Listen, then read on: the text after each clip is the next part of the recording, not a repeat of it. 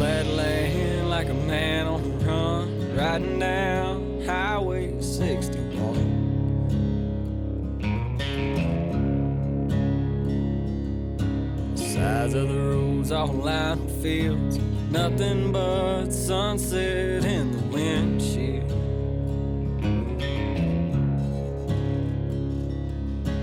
Feel it as soon as I ride into town. This is where I go to slow down.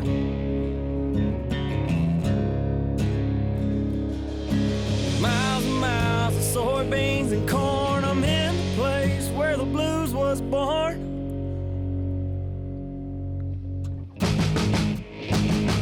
About a mile from the big muddy river, place I'll always remember.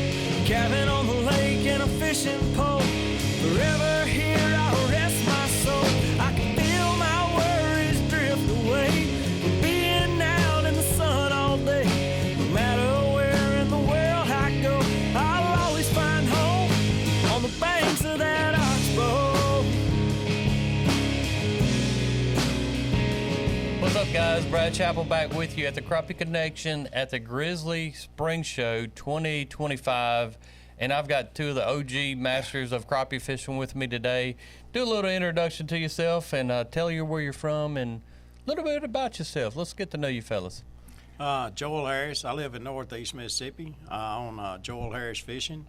And I grew up on Pickwick Lake. Started fishing when I was 4 years old with my grandfather. He'd walk me down to the rocks, help me get down there, and I'd sit down there and fish. And then from there, we started fishing creek banks, and that's one of the things I love to do. You can give me a call if you'd like to go on a fishing trip with me at 662-424-2551, or look me up on Facebook, Instagram, or I have a website. It's joelharrisfishing.net. All right, Joel. Well, my name is Sam Heaton. I've been fishing. I'm 76 years old. I started when I was 6, so I've been fishing 70 years and enjoyed every day of it. Every day. I always told everybody that I was the only person that could wake up before the alarm clock goes off and not be mad about it. But, you know, fishing is a great sport. There's no other sport that you can do where you can take a 6-year-old boy, a 30-year-old man, and a 65-year-old man or lady on the same day, and everybody has just as much fun. Yeah, and also, man, you're talking about eating them. Oh, You know, I eat a lot of fish at my age, and I live down South Florida. I forgot to say that. I live way down next to West Palm Beach, and we eat a lot of saltwater fish, but there's nothing better than a nice, crisp crappie fillet. Yeah, we've eaten some this weekend here as well. Oh, yeah. Or a lot of them for myself anyway. I've eaten a lot. Yeah. But you know, We've had some samples, haven't we? I keep on sampling them. I hope they have some samples here in a little while. But you know, I get you two guys on here, and we talk about there's a lot of new electronics that's been developed over the last 5 years. But both of you guys caught fish before, I imagine, and some of the old techniques. You know what? They still work, don't they? Oh, sure they do. Yeah. You know, there's a lot of new electrical equipment out there that's state of the art, but I'm like Joel. I started fishing in creek beds and on the side of the riverbank, and you know, about as basic as you can get. Yeah, I mean, you know, in all honesty, the first thing I fished with was a cane pole. Absolutely. That my grandfather cut, hung them up to dry straight, and then finally I advanced. He got me a cane pole from B&M, and then he finally got me a casting rod.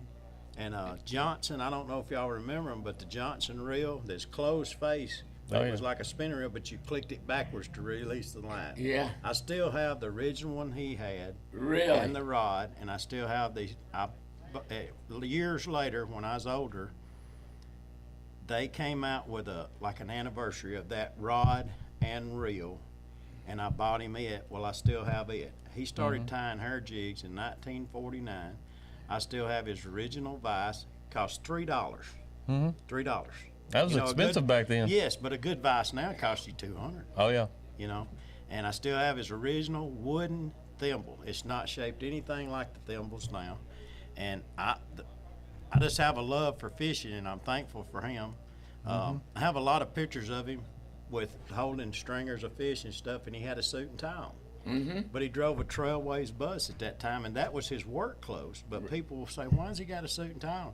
Hey, he got off that bus, he went to Creek Bank. And that was his work clothes to him. You understand? Yeah. It's not like us throwing on a pair of blue jeans or a pair of overalls and a shirt. But my love for fishing and my passion is because of him. And I'm so thankful to have him in my life. And he brought us up in church, brought us up on the creek bank. We fished, we eat fish. I love it today, and thankful for it. You look out through Grizzly Jig over the last couple of days here, and I have seen from the beginner fishermen, and I'm talking even the young people that have come in the last couple of days, and I've had some encounters with a lot of young fishermen this weekend up here as well. That's just been astounding. But like Mr. Sam here said, it works for everybody. Everybody loves it. It's not an age barrier when it comes out there catching fish, and I guarantee you there's a different technique out there that kind of fits you, and you can still go out there and catch fish no matter what your skill set is, to say. And you look at all the poles and all the different equipment, it can get kind of overwhelming for somebody getting into the sport. So I got both of you guys back here, and actually I've been using Sam's pole, I'm going to say 12, 15. How many years has your pole been out now? When Buck Simmons owned the company, we developed the first Sam Heat Super Sensitive, and that was in 1986. I was thinking 15 years that I was using them, so it was way we've before been making then. a lot longer than that. And after, it was a funny story. I told Buck, I said, Buck, I want something just like the bass fisherman's got. They've got these new graphite rods and with these cork hounds, and and they got so much sensitivity. I want something for the crappie fishermen like that. He said, okay. So we designed one together. He sent it to the manufacturer, got a couple of prototypes made, and we used it. And the only thing he said was, son, this rod's going to be expensive. And I think at the time they were $36. Mm-hmm. He said, you better sell them. You better sell them. He didn't mind putting a hat on me. But, I'm prouder of that, I guess, as anything I've ever done, because I created something that people could enjoy. Yeah. That, brought their families together, fed them, I mean, you name it. People could enjoy, and it's not hurtful or this so expensive you can't afford it. These electronics now are $4,000 and $5,000. And plus. And that would just, to me, that's a lot of money. But these guys that are using it, they do well with it. But you're not going to take a 6-year-old kid out there and use it. Right. No. Well, and I looked at your pole and I thought about it. I don't know. Just about every crappie fisherman probably has owned one. If they don't still have a couple of them right now, they're using it. And that pride that you even just said, I can feel it when you say that, how much pride you had in that pole. You have any idea how many sold through the years? How many sold a year? No, a total. Oh, hundreds of thousands. Yeah. I'm in the Freshwater Hall of Fame. I'm in the Legends Hall of Fame, and I'm prouder of our design and on the super sensitive rod than I am anything else except my wife and the Lord. Absolutely. Ooh, I had to get that in there. Absolutely. Well, tell us about this pole. What makes it so special, and some of the ways that guys can get out there and utilize it? Well, first of all, and Joel probably uses it more than I do now. It's got a cork hound. Mm-hmm. It's got an IM6 blank. It's single foot guides. It's everything to make it lighter and more sensitive. And the lighter a rod is, the more sensitive it's going to be. Mm-hmm. So, it just, anything we can do, and I have to say this: Jack Wells is receptive Yeah. to anything you want to talk about, and he's been and he's used his pro staff. People like Joel and Goslin and Ronnie and Steve and all of us. He's used us guys to develop his product line, Right. and that's got to be a winner. And I know I'm kind of quizzing you on some of this stuff, but how many different models is it of the Sam Super Sensitive? Well, we've got the 9, 10, 11, 12, 7.5 in the court gown, or the middle. I call it the middle seat, where the reel sits in the middle of the rod, middle of the handle. Then we have the 10, 11, and 12 in the what we call the rear seat, with the seat on the back. And people, they ask me, well, which one's better? It's what you like, you know. I like the middle seat rod the best. That's what I use, and it's all about what you like and what you feel more comfortable with. Yeah, I know. We're going to talk about some of the functions, and I came to Joel and asked him, hey, we want to talk about creek bait fishing, and you know, not in the boat necessarily, and boat. We can do both fashions, because you can fish creeks either way. Either way, but one of my favorite things to do in the spring of the year, I live in northeast Mississippi, like I said, and Bear Creek, Cedar Creek, they're all watershed lakes in Alabama. There's 4 of them. Well, they come together actually before they flow into Pickwick. Cedar and Bear come together. Well, within 2 miles of my house, I can go to several different places on what we call Bear Creek on my UTV to keep from walking so far anymore, because a lot of people don't, you know, they got just places you can go and you can't go. But my favorite thing to do is in the spring, if I just want to go be by myself, is I get on my UTV, I throw a 5-gallon bucket in the back, I get me a few jig heads, a few crappie magnets, I get my Sam Heatons out, and I ease down there, and I'll go sit on that 5-gallon bucket and cast. I may walk up and down the creek bank and cast, but last trip down there, last spring, I come home with a 5-gallon bucket of good fish, good eating fish, and I love doing it, you know. Well, I noticed that you brought in here some different baits, and I did. Was that your baits of choice last year about this time, or what? These were my 2 favorite colors last year in the spring on the creek with the color water. I usually use a chartreuse head, and this is actually a 1/16 ounce eye-hole jig that we use, and you can put sin in it. These are 2 of my favorite colors, Show Enough in chartreuse, and then the lime green in chartreuse. You know, we call it some chartreuse. Yes, Wizard's Glow is the correct name for it from Crappie Magnet, but I'll say chartreuse and, you know, lime green and chartreuse is. But those are 2 of the colors that really work well. Black and white, chartreuse and white's real good. It's according to how stained the water is. And of course, in the springs, we get a lot of rain, so we get a lot of mud because it's a lot of farmland around the whole length of the creek where they come out from the dams to Pickwick Lake. But I grew up doing that with my grandfather. You know, we would walk back in. We didn't have a 3-wheeler, or a 4-wheeler, or People don't have 3-wheelers UTV anymore. You know, and we would walk a mile, and we might walk up and down that creek a mile or 2. But any place we could find a little eddy, you could fish the edge of that. And then they built rock levees in the channel so that the farmers could cross it with their tractors. Well, every rock levee had created eddies on both sides of the creek. Well, you might stand on this side and cast in that eddy on the other side, and when it come out of that edge of that eddy, bam. Or when you come into the other eddy on your side. You knew I was going to ask you where on these creeks that you like to target, didn't you? I probably did, and that's the eddies are my favorite place. Yeah. Anywhere you can find eddy. Sometimes it wasn't about casting. You could just flip it out right close to you, and you feel that thump. And I do it till today. I've got another friend or 2 that really likes to go. When they can, they go with me. But hey, as soon as February, right now, this month is when I start going to the creek.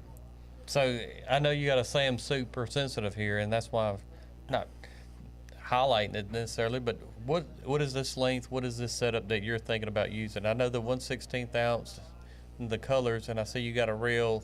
But what length rod is this actually? This is a 7, I believe. That's a 7. Yeah. Yes, and you know, I'm like Sam. I like what he calls the center seat. Yeah. That's my preference.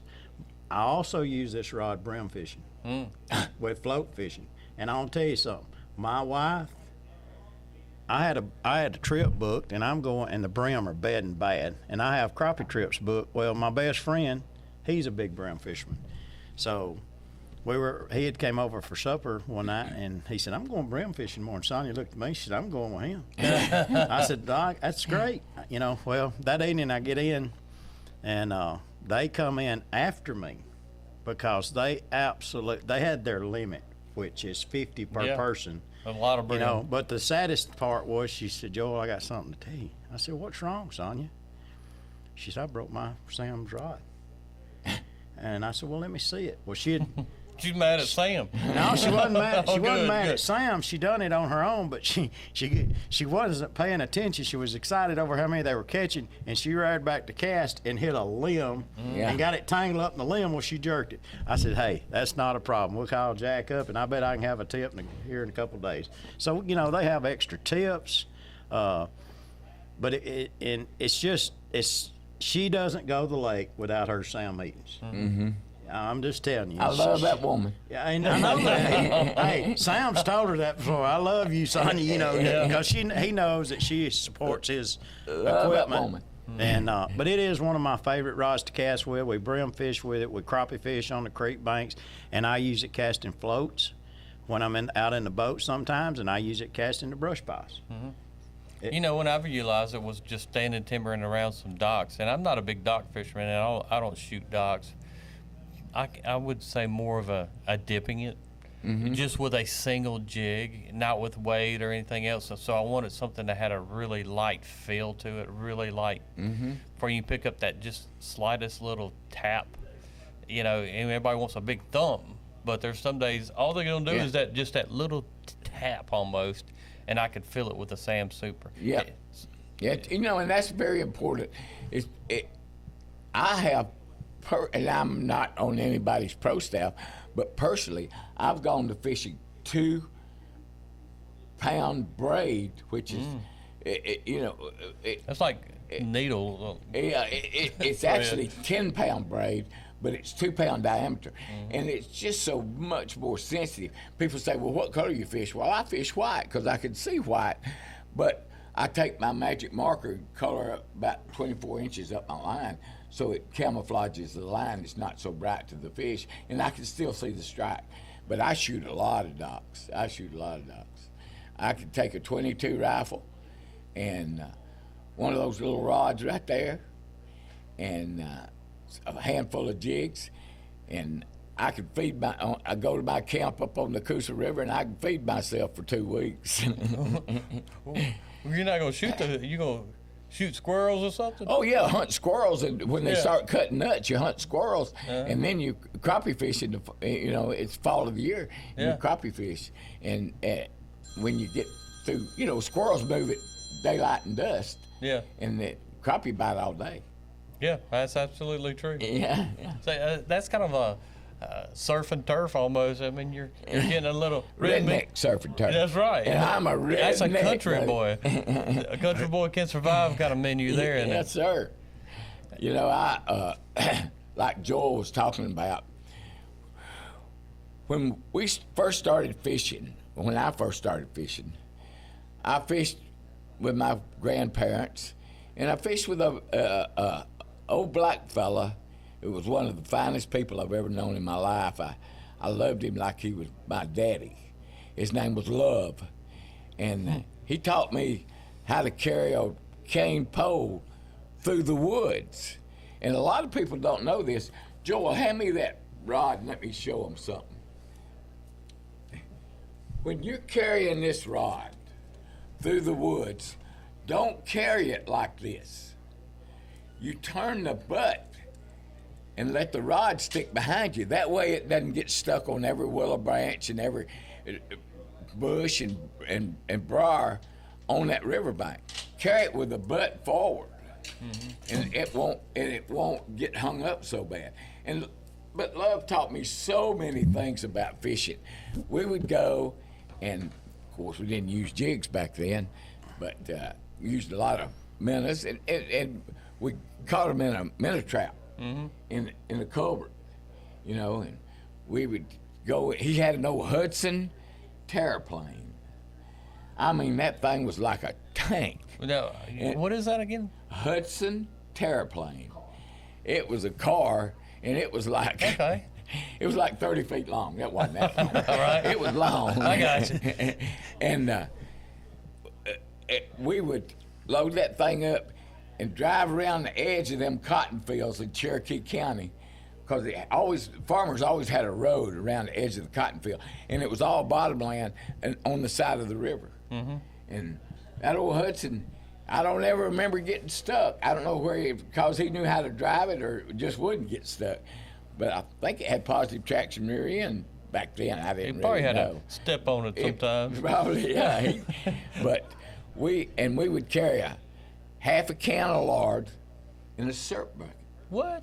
Yeah, lard, like you get from a hog. Yeah. In a syrup bucket, and we'd catch 3 or 4 fish, and by, whenever, but come dinner time, we'd build us a fire and get that lard hot and put a little cornmeal in a paper sack on them fish.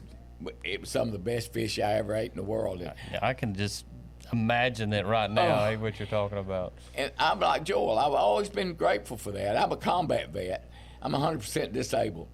But even in Vietnam, I loved to watch them kids on the riverbank fishing. And a lot of times they'd be fishing and we're not catching nothing, and I'd take a concussion grenade, which is not a fragmentation grenade, but I'd take a concussion grenade and throw it in the water, and it would go off, and them fish would come to the top, and them little boys would jump in there and get them fish. They loved me, man. They loved me. But I'm so grateful that I have the sport of fishing and those memories. Well, like you said, I mean, you're definitely a legend of this sport, and I know it's always a pleasure being even around you, and I cherish the times. And there's so many people that, man, it takes a lot of effort to come. Especially, how many hours did you drive up here, Sam? No, I flew Okay, good. I flew to Atlanta and then flew to Memphis. But I'm going to tell you something. I got into Memphis at 4:30 Thursday afternoon, and by 5 o'clock, there were more people on the road than there is in the whole state of Florida. I've never seen so many cars and and it was pouring down rain, and I don't see well at night, and it was a nightmare. I'm gonna figure out a better way to come next year. Yeah. I have to come up here 3 or 4 days early. Yeah. We might have to go pick Sam up. Yeah, All you right. might have to, Joel. If I go down there, I'm going fishing though, will you? Well, hey, And I might could go squirrel hunting too now. you come. Well, now we can hunt squirrels year round in Florida. What? Yeah, there's no season, so you could kill as many as you want and kill 12 months a year. But we'll go fishing. I still love it.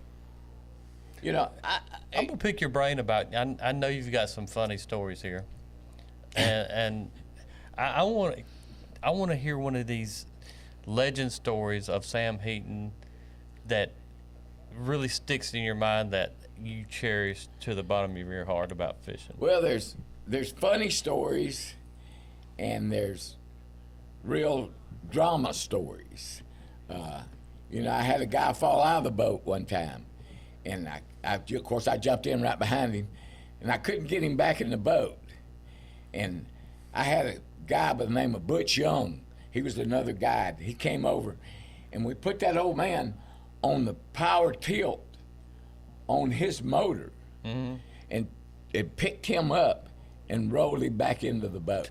Oh, really? Yeah, and that was, I'm telling you, I was scared, for that guy. A funny story is, I had this man and this lady, and from Louisville, and we fished and fished. We didn't come in at lunch. We just fished on through lunch because I was so far up the Coosa River. It would have been too much time to go back. And so she says, I've got to go to the bathroom. I said, okay. I said, I've got a friend that's got a cabin up here, and he has an outhouse. She said, well, I can use an outhouse. There's no problem with that, me using an outhouse. I said, okay. So we pull up there, and I get out and help her out of the boat and take her up there. And when we get up to the outhouse, I look up top, make sure there's no wasp nest. Because them wasps, they like to build wasp nests in them outhouses, And I look, and and there wasn't no wasp nest. And so she shut the door, of course, and sat down on the seat, which was a round hole, and was using the bathroom. And there was I don't know if you know what a guinea wasp is. Oh, yeah. A little old bitty guinea wasp. They're not nice. There was a nest right under by the side of the seat. And one of them things stung her on the butt. And golly, she started screaming bloody murder. And my eyes got big as saucers. I didn't know what to say. All of a sudden, that outhouse door flew open, and here she comes. She was trying to pull her pants up and run at the same time. And, oh, man.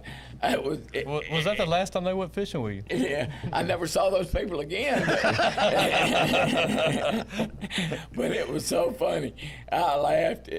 I didn't laugh when it was going on. I said, "Oh man, I've lost my guide trip. They ain't gonna pay me." Did you get a tip? Kind of doubt.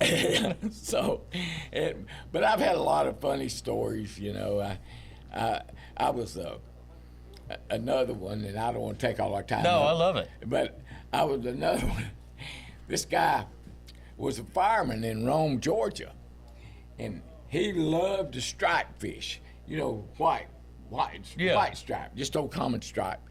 And so at Weiss Lake on the banks of the Coosa River, the stripe would come up in school. They would eat on the shad minnows, and we'd pull out there and we'd throw little Georges or jigs or something, even throw a beetle spin sometimes, a bigger beetle spin, for those stripes. Well, he had his little boy with him. This little boy was about 10 years old. He was a good little boy. And he said, Daddy, I'm burning up. He said, I'm burning up. Could I get in the water? His daddy said, no, you can't get in the water out here. It's deep. I said, well, it's not too deep. And I tell you what, I'll put a life jacket on him and tie a rope to him, and he can get in the water, and we'll pull him behind the boat. And we did. Mm-hmm. We was pulling that little boy behind the boat, and he was having a ball, man. It didn't interfere with our fishing because we were casting. And this woman come up on a pontoon boat with her husband or boyfriend or whoever it was. And she said, that's the most dangerous thing I've ever seen in my life. You're going to drown that boy. I said, no, I'm not going to drown him. But that was kind of, it was funny. Yeah, that's awesome. But it's been a great life, I tell you. It's been a great life. I never dreaded waking up to go fishing. Yeah. I dreaded waking up to go to work. Yeah. But never to go fishing. Well, it's been a pleasure to have you guys on here today. I can't thank you enough. It's been awesome. We will do it again. And it's so magical to have so many techniques and a great atmosphere to come here and have a fellowship with each other at Grizzly Jig. What does a place like Grizzly Jig mean to each of you? And then we'll get out of here. It's like a big family reunion, number one, with all your friends. And a lot of my clients that fish with me throughout the years, people I don't get to see sometimes for a year, it's just like a big family reunion. Yeah. And there's no better place in the world to buy fishing equipment for crappie fishing. It's just the mega store. Yeah. And Wade and them, we're all a big family. And that's what it's about, is promoting the sport of crappie fishing and the fellowship we have, God has really blessed us. Funny stories. There's so many guys that've got these great stories like Sam just told us here. But I know that he's got probably millions in his head here. Oh, I've got a lot of them because I've been doing it since 1974. 76, I started my first guide trip. Got $65 a day from daylight till dark. And then I had to clean the fish. Right. But I went up the next year, Joel, because it was too much work. And you know now it's $600 a day. Yeah. And it's not all day most of the time. Yeah, most of my trips now is 6 hours. Right. That's about all That's I about want. what we do, 6 hours. But grizzly jigs, I started coming when they were downtown in the little store. Yeah. But they built this place. I consider this place a landmark for crappie yeah. fishermen. and Absolutely. you know that you just said it. It got inducted into the Legends of the Outdoors Hall of Yep. Fame this year Yep. for exactly what you said. It's just a landmark. You could come here and talk to men like Joel and Goslin and myself, and we may not be the best fishermen in the world anymore, but we know how to catch them. We know how to catch them. I have no doubt. And I'm just proud to be associated with Big Louie and Wade and all the other members of his family. You just can't. They're better. You can't beat better people. One thing I want to say: All right. if you're looking for crappie equipment or crappie baits or whatever you're looking for in the crappie industry, make sure you get online and look at their catalog, because they've got it. They've got it somewhere in this store, and they have the best shipping You got that right. I've ever seen. You order it and it'll be there in 3 days. And they have a lot of stuff sometimes that's not in the catalog or online. If you're looking for Call 'em something up. special, call them. Yes, sir. Call them, and you can trust them. You can trust them. Well, guys, make sure you hit that subscribe button. Hit the notifications on your phone as well. See me on Tuesday night for Today's Bite on YouTube, Facebook. Join us, please. Love to have you guys. Hit that subscribe button. Until next time, you got Brad Chappell here. Joel Harris. Thank you, Brad. Thank Mr. you for Sam. inviting me. Yes, sir, Sam. Joel, it's always a pleasure to be around you. Absolutely. You as well. Until next time, Brad Chappell. Holler.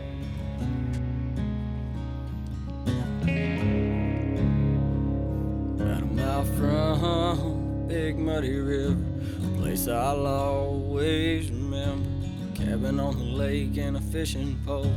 Forever here I'll rest my soul. I can feel my worries drift away.